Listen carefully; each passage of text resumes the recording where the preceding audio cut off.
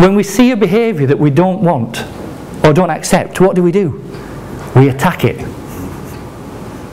Now that attack could be command and control, get in line, do as you're told, you're on my watch now.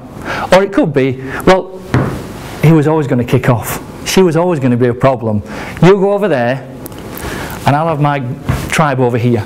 They're okay. So what we're really saying to this person or these people is, if you were more like me right now, you'd be alright.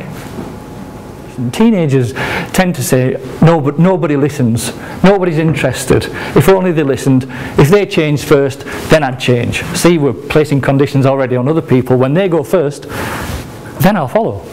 But this is the thing with emotional intelligence. If you want people to actually want to turn up to your lessons and learn something meaningful, and the bonus ball is, and enjoy the process, you've got to go first. Ladies and gents, you may think that part of your role as an instructor is to impart information and help people learn. It's not. Well, it's not just that.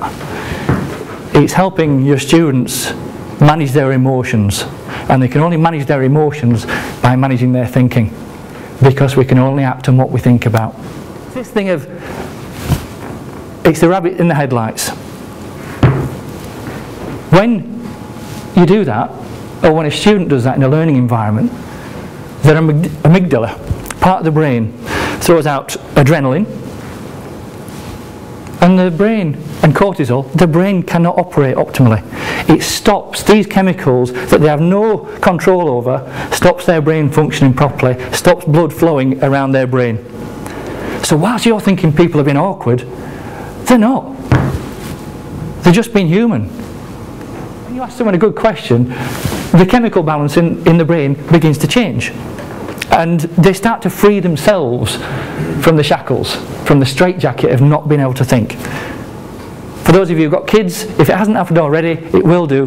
When they do something, you say, didn't you think? And you go, no, they didn't. But it's also how you recover from those bumps in the road that is going to set a permission in the relationship for very collaborative, very win-win, very authentic, and where they probably start to trust you more than they do other people that have either not supported them as well as they thought they could, or perhaps written them off because, for whatever reason, Ofsted are coming to check the grades.